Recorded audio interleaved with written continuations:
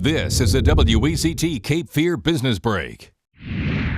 Hello, I'm Megan Donahue. With me is Tony Register, partner with the law firm of Alley Register and McEachern. Tony, good to see you. Thank you. Good to be here. Let's talk about real estate.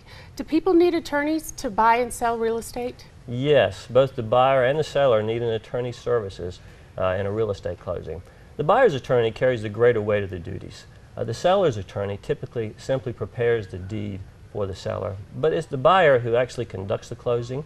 He checks with the Register of Deeds, with the clerk of court, with New Hanover County or whatever county the property is being closed. He checks with the tax office to make sure all the taxes are paid. His job is to make sure the buyer will get that property free and clear of any liens or obligations of the seller and prior owners.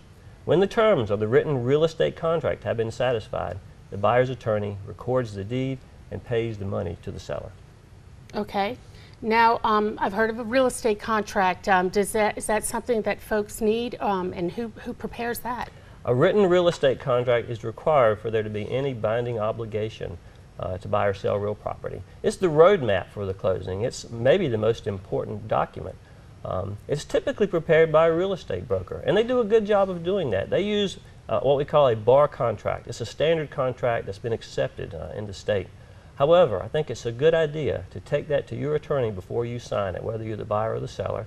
Sometimes the buyer or seller's attorney can find problems and address them in the contract and avoid a much bigger problem down the road. It's important to know you can choose your attorney. Sometimes the real estate agent and the mortgage company will direct you to an attorney they trust, but you should go with an attorney that you trust. Very helpful information. Thank you. You can get more information by going to alleyregistermcEachern.com. For more details, go to LawConnect on WECT.com.